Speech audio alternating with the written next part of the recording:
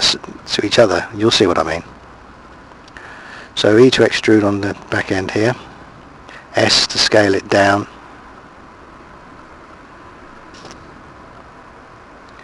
I'm going to change to the scale widget because I want that to be more rounded shape.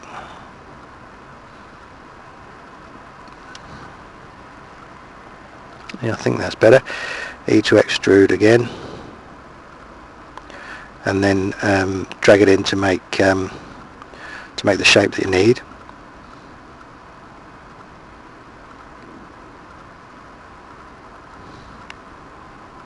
Well, I've gone the wrong way, haven't I? What I should have done was, I want to have, let's just change that shape. I've done U to undo because what I want to do is actually have that projecting out so that when we duplicate this segment, at the other end of the segment you've got then where the neck's going in at the moment will become where each segment will join onto the previous segment. You'll see what we mean when we duplicate the object.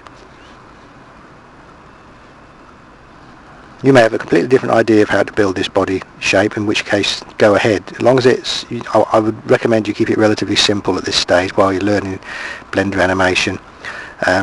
You will be able to do it much quicker than I'm doing here when you get confident with it.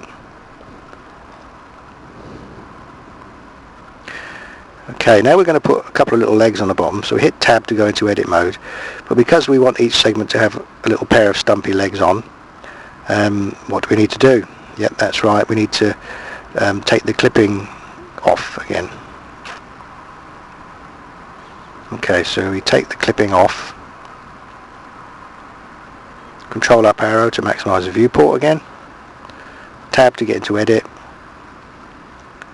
choose those two bottom faces, E to extrude, escape so that we don't move at all, then S to scale straight away. And need to change to the scale widget rather than the translate or move widget, and just scale them up to make them more a rounder shape, as you'll see. Then E to extrude again, and have a look at it from a side view, more middle mouse button, move around. E to extrude again, S to scale, and there we are. We've got a couple of stumpy little legs. As we duplicate the segment, of course, there'll be pair of stumpy little legs on each segment. That's the idea. We're not actually going to animate these legs individually. What I'm planning to do is it'll just have a kind of when the caterpillar walks, it'll be kind of a wiggle along. Okay, now because of some of the things we're going to be doing when we duplicate we've basically finished all our mirror modeling, and so we're going to leave the subsurface. I'm going to take off the mirror, apply the mirror modifier, which we've just done there. Apply the mirror modifier to both the head and to the body segment. So we've still got the subsurf on, otherwise it would change into a cube. But we've applied the mirror modifier. Now if you change to a side view, you can do it in wireframe. You can actually then see the joins, as it were.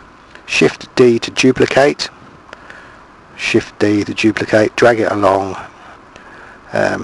If you hold you'll find it will, as you start moving, it'll constrain to one axis, or you can use the translate widget to move it along by grabbing that green. I'll try scaling down one of the segments, but let's see. No, I don't really like. I'm going to keep them all the same size. So shift duplicate, drag it along. Try and decide how long I want the caterpillar to be.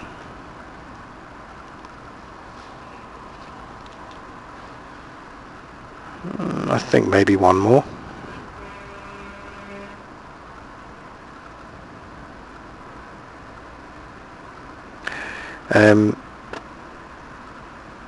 One of the things that you'll notice is that you can have different widgets in different viewports. So you can have the scale widget in one viewport and a translate widget in another, or the rotate widget in another, which can be quite useful. So you don't have to keep changing it. You can just go to a different viewport and do the action that you want to carry out. Now if you zoom in close like this, you can then see how the joints are working. They're not dead accurate. It's just really to give an impression of different segments.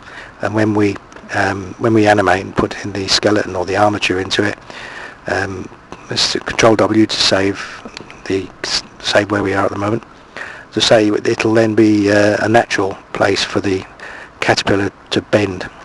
Now what we do, we're going to select by holding down Shift, right click on all the objects, and Control J, join the selected meshes.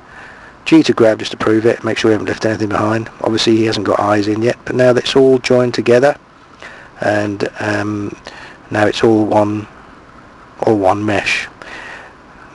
Getting ready for the stage where we start putting the skeleton in and getting ready to animate, or the armature I should say.